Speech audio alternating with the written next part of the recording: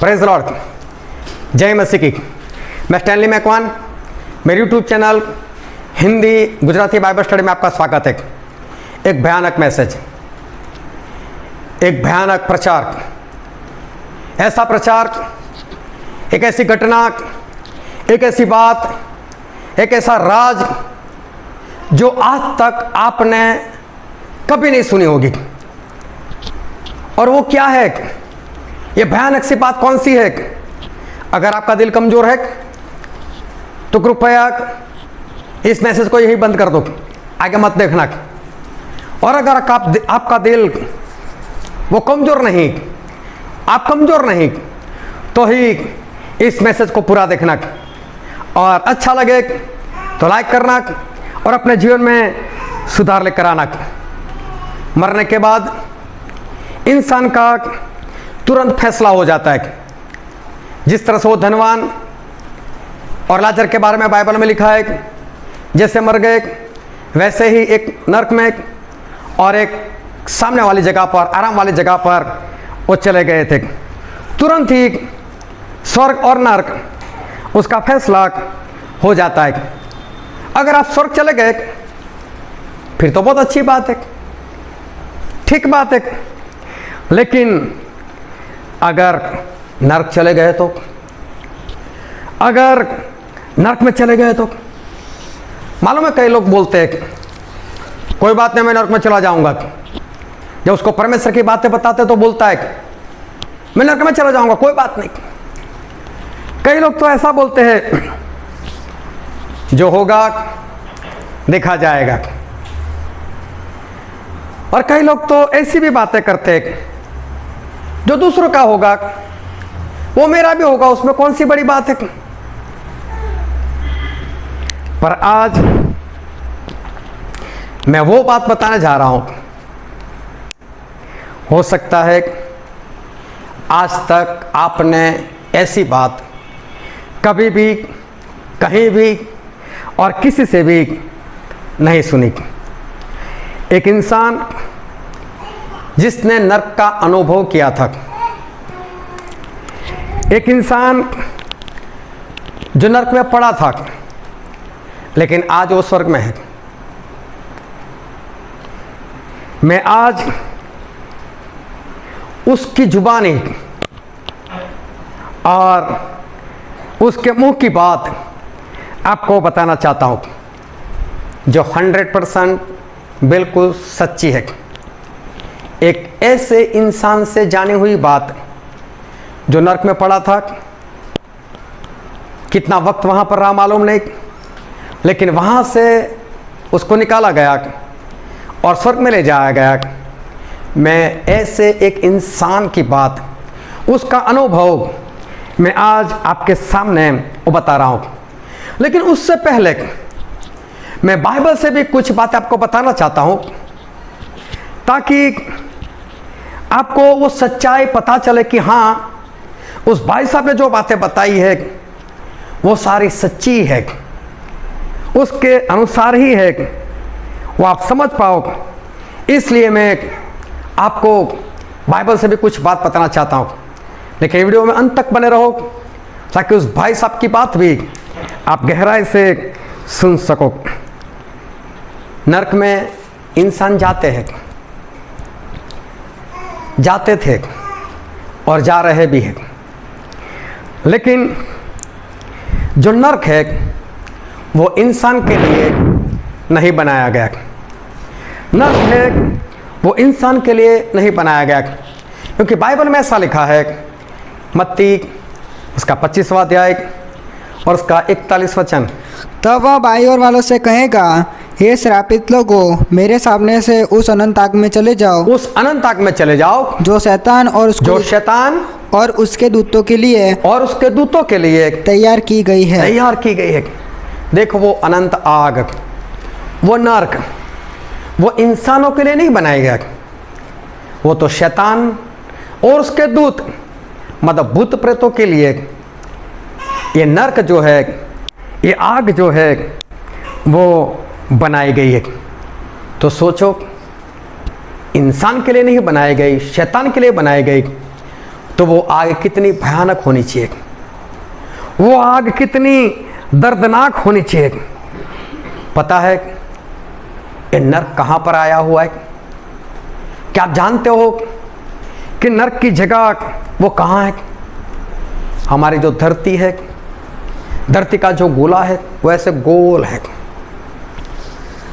और पाताल मतलब उसके बीच वाला हिस्सा, हमारे शरीर में जो हमारा पेट आता है, पूरे शरीर के बीच में, उसी तरह से ये धरती का गोला जो चारों ओर से गोल है, उसको चारों ओर से बीच वाला जो हिस्सा है, वहां पर नरक आया हुआ है।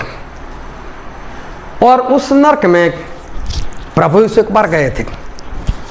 जब प्रभु यीशु क्रूस पर मर गए थे तो उनकी देह तो मर चुकी थी, लेकिन आत्मा में उनको जिलाए गए थे, और वो आत्मा वो नरक में गया था, और नरक में जाकर प्रभु यीशु ने प्रचार किया था।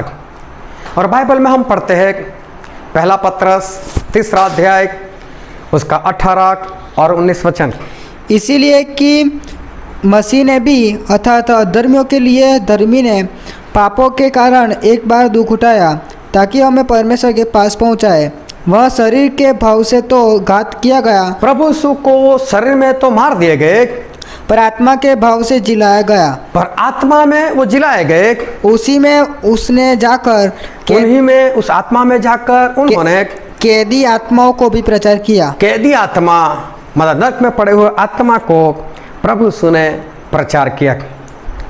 धरती का जो गोला है उसके ऊपर वाली साइड में रशिया के पास में एक इलाका पड़ता है, एक देश पड़ता है। उस देश का नाम है साइबेरिया। और साइबेरिया में एक घटना बनी थी कि कुछ वक्त पहले नासा के 80 वैज्ञानिक साइंटिस्ट वो साइबेरिया में कुछ काम कर रहे थे। उनको कोई प्रोजेक्ट दिया गया था, उस प्रोजेक्ट पे वो लोग काम कर रहे थे, और उस प्रोजेक्ट के अनुसार उनको इस जमीन के अंदर गहरा खड्डा खोदना था। और उसकी सारी लिंक, ये सारी बातें यूट्यूब पर रखी हुई है, उसकी लिंक मैं आपको दे दूंगा, डिस्क्रिप्शन में देख लेना। तो उन लोगों ने वहाँ पर खड्डा खोदा मशीन के जरिए, 80 साइंटिस्ट काम कर रहे थे। खड्डा खोदते खोदते मेरे ख्याल से 25-26 किलोमीटर नीचे चले गए, मशीन नीचे भेजा हुआ था। जब इतने नीचे गए तो ऊपर जो कंप्यूटर था जिसके साथ जो नीचे मशीन गए उस कनेक्ट था, तो नीचे से कुछ आवाज़ आने लगी। आवाज़ ऐसी थी भयानक सी, जैसे बहुत सारे लोग दर्द के मारे चिल्लाते हो, ऐसी आवाज़ें थी। और साथ में वहाँ की जो ज़मीन थी वो बहुत गीली थी और बहुत नाजुक थी, और वहाँ का तापमान तकरीबन 1400 डिग्री बता रहा था। तो वैज्ञानिक लोग, साइंटिस्ट लोग डर गए, हुआ क्या, ये आवाज़ कैसी आ रही है। तो उनको लगा कि मशीन में कुछ गड़बड़ी है, मशीन को बाहर निकाल दिया, उसको रीसेट किया, और मशीन को वापस उन्होंने अंदर भेजा। वापस वही बात, वही आवाज़ चिल्लाने की, दर्दनाक चिल्लाने की आवाज़, और वहाँ की मिट्टी गिली नाजुक सी। साइंटिस्ट लोग डर गए, और आधे से ज़्यादा साइंटिस्ट ये प्रोजेक्ट छोड़कर ही भाग गए, डर गए इतना, ये है क्या। अभी जो साइंटिस्ट बचे उन लोगों ने भी प्रोजेक्ट तो छोड़ दिया, लेकिन कुछ हिम्मत रखी, और उन्होंने सोचा कि हम देखें तो सही कि ये आवाज़ है कैसी, ये बात है क्या। तो उन्होंने क्या किया, कैमरा जॉइंट किया और कैमरा नीचे भेज दिया, और मालूम है बड़ी चिल्लाहट, बड़े जोरों की आवाज़, और कैमरा जब नीचे गया तो कैमरा वो जल गया, लेकिन जो ओरिजिनल आवाज़ वहाँ से थी वो उनके पास रिकॉर्डिंग अभी भी है। और उन्होंने एक बात जाहिर की, और मालूम उन्होंने क्या बोला कि हमने नरक का दरवाज़ा छू लिया, मतलब हम नर्क तक जाकर आए। क्योंकि जब उन्होंने बाइबल पढ़ा तो उनको पता चला कि धरती का जो गोला है उसके बीच में नर्क आया हुआ है। और जो खुदाई कर उन लोगों ने मशीन भेजे थे, जहां वहां का तापमान देखा, वहां की आवाज देखी, तो समझ गए कि बाइबल सच्चा है। और हम लोग नर्क के दरवाजे तक वो आ गए। और नर्क की आवाज मैं भी आपको सुनाता हूँ।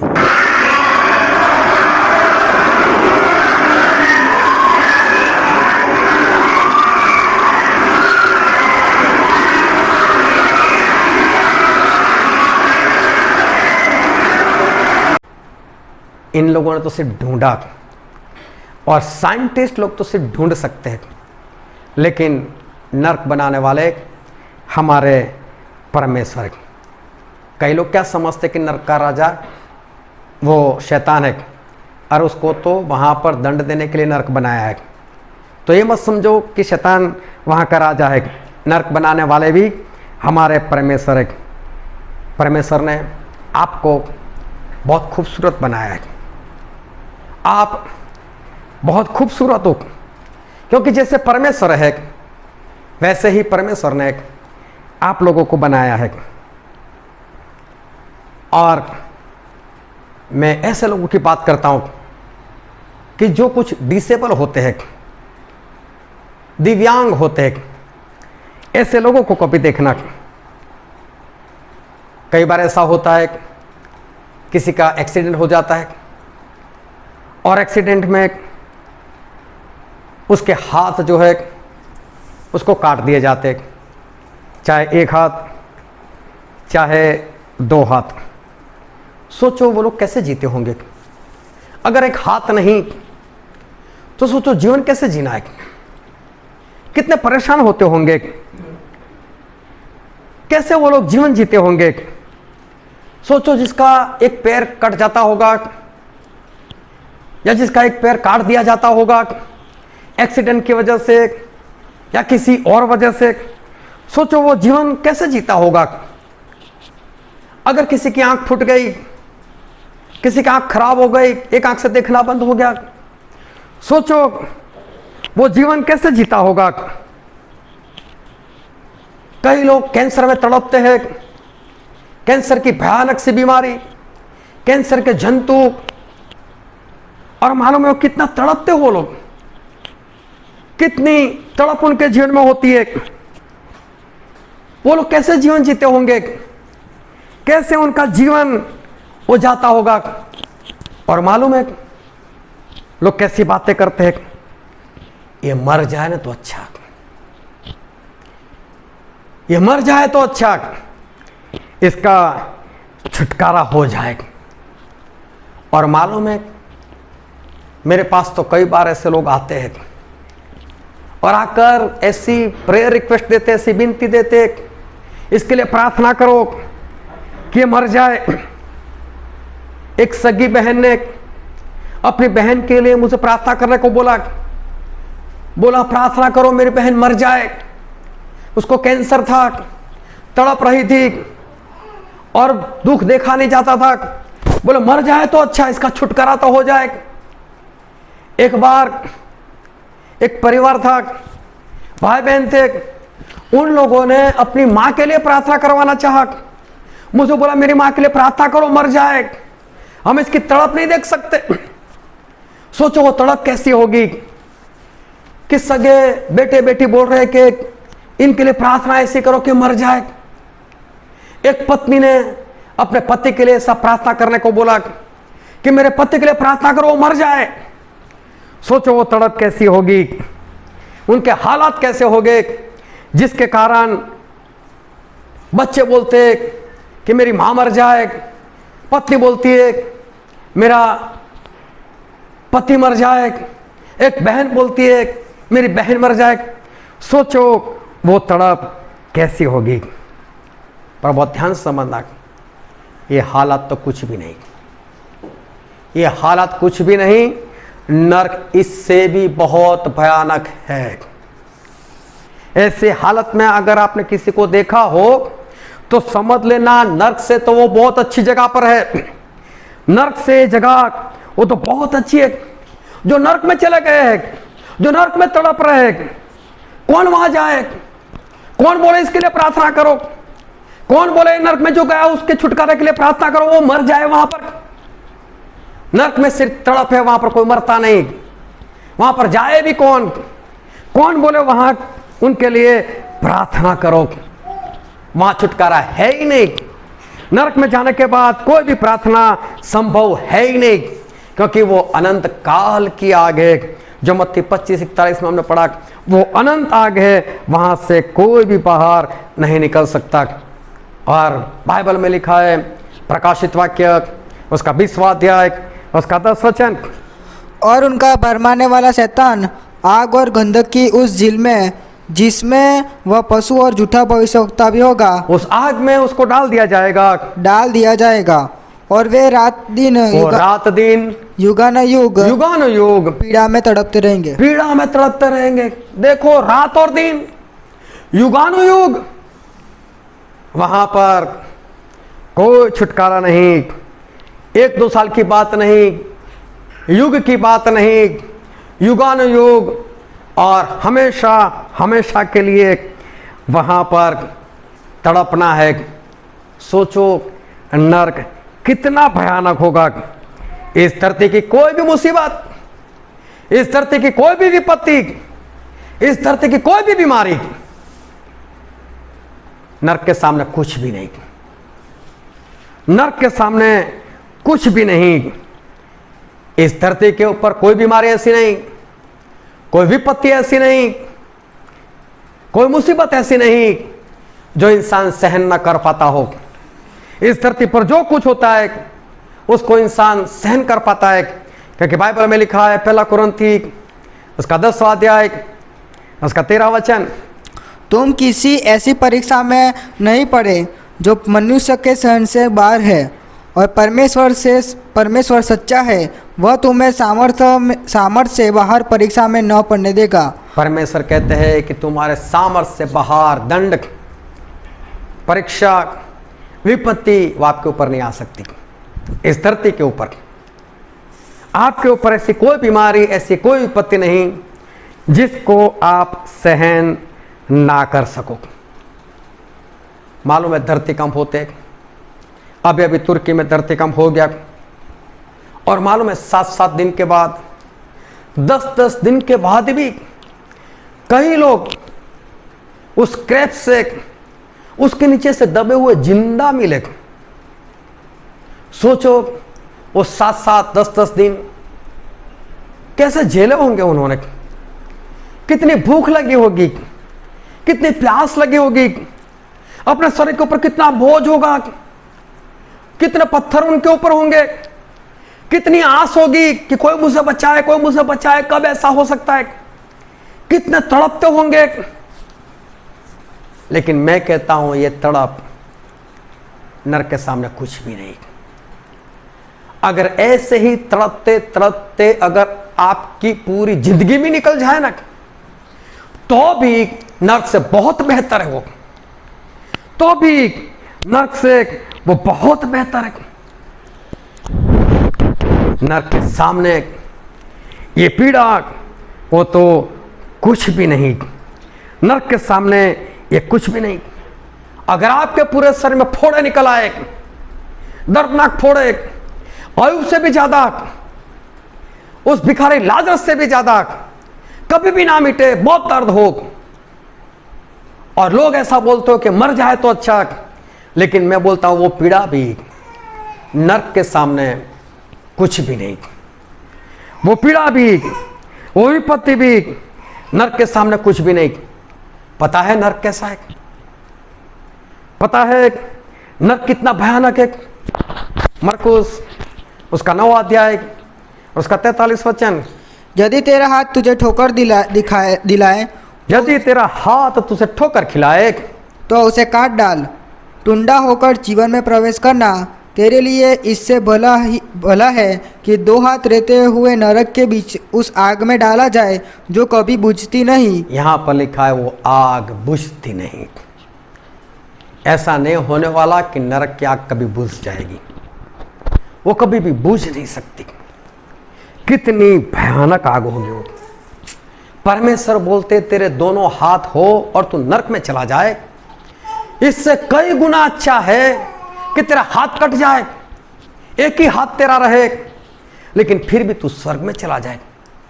सोचो एक हाथ के बिना कितनी मुसीबत, कितनी तकलीफें पड़ती है, लेकिन परमेश्वर बोलते हैं नरक में जाने से वो तकलीफ अच्छी है। वो तकलीफ नरक में जाने से अच्छी है।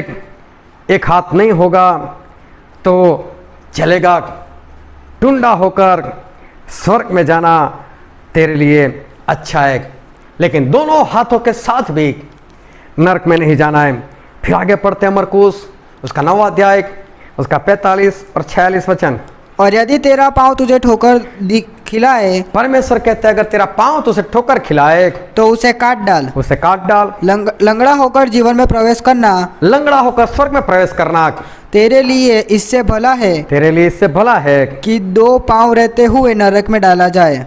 2 पाँव होते हुए तो नरक में चला जाए। बहुत ध्यान से समझो कि दोनों पाँव हो और आप नरक में चले जाओ, इससे अच्छा है कि स्वर्ग में पूरी जिंदगी एक ही पाँव पर बिता दो।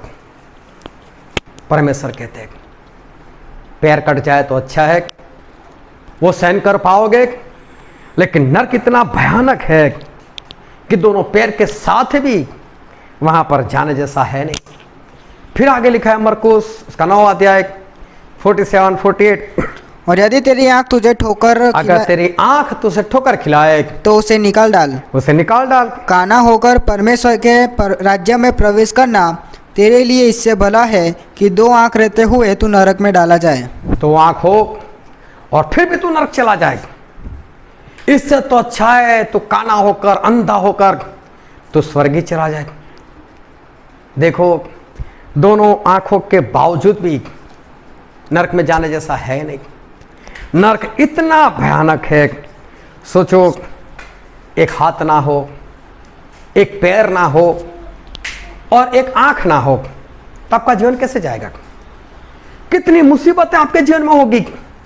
अगर आपका एक हाथ नहीं, एक पैर नहीं, एक आंख नहीं है, तो आपका जीवन कैसा होगा? आपका जीवन कैसे जाएगा? अगर आपको बाथरूम जाना है तो किसी को पुकारना पड़ेगा, ओ भाई, ओ मेरी बहन, मेरे माँ, मेरे बाप, मेरे पास आओ, मुझे उठाओ, पुकारना पड़ेगा। अगर आपको खड़ा भी होना है तो भी किसी को पुकारना पड़ेगा, अरे आओ कोई, मुझे उठाओ। अरे अगर आपको बैठना भी होगा तो भी आपको किसी को पुकारना पड़ेगा, कोई आओ, मुझे बिठाओ। अरे अगर आपको सोना भी होगा तो भी आपको पुकारना पड़ेगा कि कोई आओ मेरे पास और मुझे सुलाओ। अगर आपको खाना खाना है, आप आपकी मर्जी से नहीं खा सकते, आपको किसी को पुकारना पड़ेगा, मेरे पास आओ, कोई मुझे खाना खिलाओ। सोचो उठना, बैठना, बाथरूम जाना, खाना पीना, सभी के लिए आपको किसी न किसी को पुकारना है। कैसा जीवन होगा? लेकिन परमेश्वर बोलते ऐसा जीवन भी चलेगा। नरक के सामने ऐसा बदतर जीवन भी कुछ नहीं। नरक इतना भयानक है कि वहां जाना जैसा है नहीं। और फिर लिखा है मरकुस उसका 9वां अध्याय उसका 48 वचन, जहां उनका कीड़ा नहीं मरता, जहां उनका कीड़ा नहीं मरता। नरक में एक खास कीड़ा है, जो जो वहां जाएगा उसके लिए एक खास कीड़ा है। वो कीड़ा उसको लगातार खाता रहेगा, लगातार उसको काटता रहेगा। सोचो वो नरक कितना भयानक है। मैंने ऐसे अकड़ू लोगों को देखा है, मैंने ऐसे अक्कड़ गर्दन वाले को देखा है जो झुकते नहीं है, जो झुकते नहीं है। कितनी ही बीमारी आ जाए तो अभी अकड़ कर नहीं झुकने वाला, परमेश्वर के सामने नहीं झुकते। चाहे कितनी भी बीमारी आ जाए, चाहे कितनी भी गरीबी हो, चाहे कितनी भी मरी फैली हो, कितनी भी भूख मरी हो, लेकिन कई लोग इतने अक्कड़ गर्दन वाले वो झुकते नहीं। लेकिन एक बात बता देता हूं, नरक की आग अच्छे अच्छे की अक्कड़ गर्दन तोड़ देती है। नरक की आग अच्छे अच्छे को झुका देती है।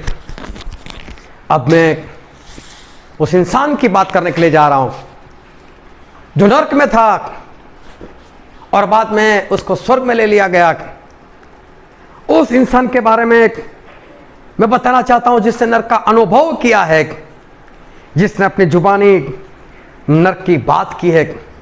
मैं उस इंसान के बारे में बताना चाहता हूं। जब वो इंसान वो इस धरती पर था तब बहुत ही धनवान था, वो बहुत ही धनवान था, बहुत पैसे वाला था। हर रोज शराब पीना, नशे में झूमना, जुआ खेलना, व्यभिचार करना, मद मस्ती करना, खाना पीना, पार्टियों करना, अच्छे अच्छे कपड़े, मौज मस्ती करना, यही उसका काम था। ऐसा ही उसका जीवन था। गरीब के ऊपर उसको कोई तरस नहीं आता था, भिखारियों के ऊपर उसे कभी कोई तरस नहीं आता था, किसी बीमार को देखकर उसे कभी कोई दया नहीं आती थी। और परमेश्वर के दासों अगर वो मिल जाए, उनकी हंसी उड़ाता था, उनका ठट्ठा करता था। बहुत से परमेश्वर के दासों ने इसे बहुत बार समझाया था, लेकिन इसने किसी का नहीं माना। उनको ठट्ठों में उड़ाया, ना कभी दान दिया, ना कभी 10 मांस दिया, ना कभी संगति में गया, ना कभी प्रभु भोज लिया, ना कभी कोई संगति की उसने, ना कभी कोई मीटिंग में जाता था, कुछ भी नहीं करता था और बोलता रहता था। किसने स्वर्ग देखा, किसने नरक देखा? कुछ ऐसा नहीं, ना स्वर्ग है ना नरक है। परमेश्वर के दासों को सवाल करा, तूने देखा? ऐसे ठट्ठा करता था वो, भगा देता, चल भाग यहां से। उनका अपमान करता था, कभी बाइबल नहीं पढ़ता था। लेकिन मौत तो सभी को आती है। एक दिन इसको भी मौत आ गई, मौत आ गई, तुरंत फैसला भी हो गया। जैसा उसका जीवन था उसके अनुसार तो नरक में ही जाना था, और डायरेक्ट नरक में इसकी आंखें खुली। अपने आप को जलते हुए पाया, जोरों से चिल्लाने लगा, एक बूंद पानी दो, एक बूंद पानी दो, मेरी जबान को ठंडी करो। निगाह उठाकर देखा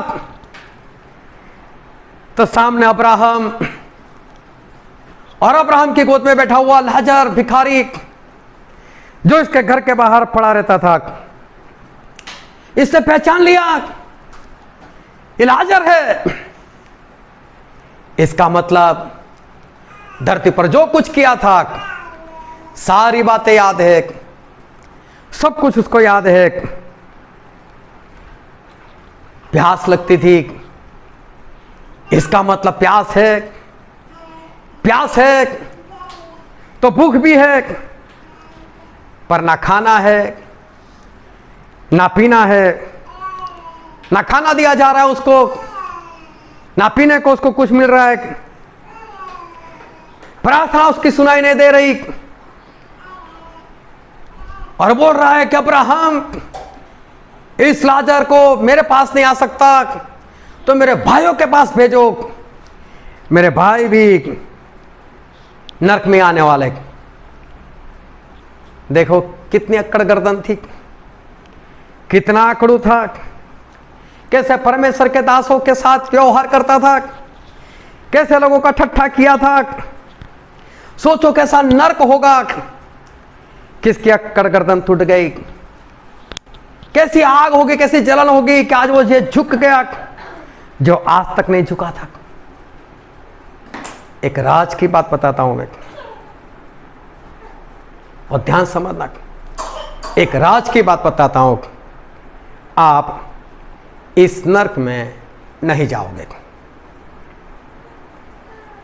चाहे आपका जीवन कैसा भी हो, कितने भी पाप में हो, लेकिन आज मैं बोलता हूं कि आप इस नरक में नहीं जाओगे। क्यों? ये नरक जो है ना, वो धरती का जो गोला है ना, उसके बराबर बीच में बना हुआ है। और प्रकाशित वाक्य उसका 20वां अध्याय उसका 11 वचन हम पढ़ते हैं। फिर मैंने एक बड़ा श्वेत सिंहासन और उसको जो उस पर बैठा हुआ है देखा, जिसके सामने से पृथ्वी और आकाश भाग गए और उनके लिए जगह न मिली। बाइबल में लिखा है जब परमेश्वर अपना आखिरी न्याय करेंगे, अपने सिंहासन के ऊपर बैठेंगे, दाएं बाएं लोगों को इकट्ठा करेंगे, अपनी दाहिनी ओर विश्वासी लोग मतलब भेड़ और अपनी बाईं ओर बकरे मतलब कि अविश्वासी लोग, उस वक्त ये धरती गायब हो जाएगी। जब धरती गायब हो जाएगी तो नरक तो उसके बीच में ही था, तो नरक भी नहीं रहेगा, तो आप उस नरक में नहीं जाओगे। तो क्या होगा? अब ध्यान से समझना। अब आएगी आग की झील, अब आएगी आग की झील। और बाइबल में लिखा है प्रकाशित वाक्य उसका 20वां अध्याय और उसका 14 वचन, और मृत्यु और अधोलोक भी आग की झील में डाले गए। मृत्यु और अधोलोक आग की झील में डाल दिए गए। यह आग की झील तो दूसरी मृत्यु है। देखो, आग की झील को दूसरी मृत्यु कहा गया। वो तो धरती का गोला था और बीच में नरक था, लेकिन ये आग की झील कुछ और है, जो नरक की जगह पर मतलब कि नरक के बदले में ये बनाई जाएगी। फिर प्रकाशित वाक्य उसका 21वां अध्याय उसका 8वां वचन, पर डरपोकों और अविश्वासियों और घिनौनों, हत्यारों और व्यभिचारों और टोन्हों और मूर्ति पूजकों और सब झूठों का भाग उस झील में मिलेगा, जो आग और गंधक से जलती रहती है। यह दूसरी मृत्यु है। यहाँ एक बार फिर से लिखा है, आग और गंधक से जलने वाली झील, एक झील बनाई जाएगी जो आग और गंधक से बनी हुई है। ये झील और नरक में काफी अंतर है, और कैसा अंतर है हम देखेंगे। मत्ती में लिखा है उसका 25वां अध्याय उसका 30 वचन, और इस निकम्मे दास को बाहर के अंधेरे में डाल दो, जहाँ रोना और दांत पीसना होगा। यहां पर लिखा है इस निकम्मे दास को बाहर के अंधेरे में डाल दो। बाहर, ऐसा शब्द लिखा है, बाहर। नरक जो था वो धरती के अंदर था, बीच में। लेकिन ये बाहर वाली बात क्या है? ये बाहर का अंधेरा क्या है? अभी अंदर वाली बात नहीं है, अभी बाहर वाली बात है। ये बाहर क्या है? एक वचन और पढ़ते हैं, मत्ती उसका 22वां अध्याय उसका 13 वचन। तब राजा ने सेवकों से कहा, इसके हाथ पांव बांधकर उसे बाहर अंधियारे में डाल दो। उसको बाहर अंधेरे में डाल दो, वहाँ रोना और दांत पीसना होगा। वहां रोना और दांत पीसना होगा। देखो यहां पर भी लिखा उसको बाहर डाल दो। पहले अंदर डाल दिया जाता था, अब ये बाहर क्या है? ये बाहर किसको बोला जाता है? ये बाहर का मतलब क्या है? और प्रकाशित वाक्य में ऐसा लिखा है उसका 21वां अध्याय और उसका 16 वचन, और वहां पर जो नया यरूशलेम ऊपर से आने वाला है, जो स्वर्ग है और जिसके अंदर विश्वासी लोग प्रवेश करने वाले हैं आखिरी न्याय के बाद, उसके बारे में बात की है। उसकी एक ही बात हम पढ़ते हैं, प्रकाशित वाक्य 21 और 16। और वह नगर चौकोर बसा हुआ था। वो नगर जो है, वो नया यरूशलेम जो है, वो चौरस है और उसकी लंबाई चौड़ाई के बराबर थी। उसकी लंबाई चौड़ाई ऊंचाई सभी बराबर है। और उसने उस जगह से नगर को नापा। देखो, ये जो नया यरूशलेम है वो चौरस है। जितनी लंबाई है इतनी ही चौड़ाई है, इतनी ही ऊंचाई है। इसका मतलब समझ रहे हो? ये धरती के समान गोल नहीं है, ये चौरस है। और साथ में जितनी लंबाई इतनी ही उसकी चौड़ाई, इतनी ही ऊंचाई। इसका मतलब हम बाहर नहीं रहने वाले, हम अंदर रहने वाले। मतलब ये नया यरूशलेम जो है वो चौरस एक कमरे के समान, एक बड़े हॉल के समान है। और उस नए यरूशलेम के बाहर वाली जो जगह है जिसको यूनिवर्स हम कहते हैं, और मालूम है आपको धरती और आसमान के बीच में जितनी भी जगह दिखती है ना, और जो जगह नहीं भी दिख रही है ना, उसको यूनिवर्स कहा जाता है। वो यूनिवर्स इतना बड़ा है, इतना बड़ा है, इतना बड़ा है, आज तक उसको कोई नाप नहीं सका और कोई नाप भी नहीं सकेगा। और वो सारा यूनिवर्स यरूशलेम के बाहर की जगह, उसको बनाया जाएगा आग की झील। नरक वो तो धरती के बीच में था, लिमिटेड था, लेकिन अब जो आग की झील बनेगी वो पूरे यूनिवर्स में है। अगर ये जो नरक की आग थी, अगर समझो वो 1% थी, तो ये उससे 1000 गुना परसेंटेज ज्यादा है। ये यूनिवर्स आग, ये आग की झील, वो तो नरक से भी बहुत बहुत बहुत ही खतरनाक है। ये तो बहुत ही खतरनाक है। वहां पर गलती से भी जाने जैसा नहीं। अक्कड़ गर्दन वो तो नरक में भी टूट जाती थी। तो ये तो आग की झील है। अगर आज आपकी गर्दन अक्कड़ है, आज ही तोड़ दो उसको आज ही तोड़ दो, नहीं तो आग की झील आपका इंतजार कर रही है। पश्चाताप नहीं किया तो आज ही कर लो, नहीं तो आग की झील आपका इंतजार कर रही है। सच्चा बपतिस्मा नहीं लिया, ये मेथोडिस्ट, ये सीएनआई, ये पेंटिकोस्टल, ये साल्वेशन आर्मी, ये रोमन कैथलिक, ये मेरा बपतिस्मा, ये सब कुछ भूल जाओ। अगर सच्चा बपतिस्मा नहीं लिया, जो ना मेथोडिस्ट वाले लेते हैं, ना सीएनआई वाले लेते हैं, ना पेंटिकोस्टल वाले लेते हैं, ना साल्वेशन आर्मी वाले लेते हैं, ना रोमन कैथलिक लोग लेते हैं। ये सच्चा बपतिस्मा सिर्फ वही लोग लेते हैं जो पतरस की मंडली में है, जो परमेश्वर की मंडली में सिर्फ वही लोग लेते हैं। और सच्चा बपतिस्मा कैसे लिया जाता है, उसकी लिंक मैंने रख दी है, आप उसमें जाकर सच्चा बपतिस्मा देख लो, अगर उस आग की झील में नहीं जाना चाहते, और सच्चा बपतिस्मा ले लो ताकि आग की झील से बचाए जाओ। ये जो धनवान था, उसको तो प्रभु यीशु वहां से निकालकर उसको स्वर्ग में लेकर चले गए। कैसे, वो जानने के लिए आप इस वीडियो को देखो। आमीन।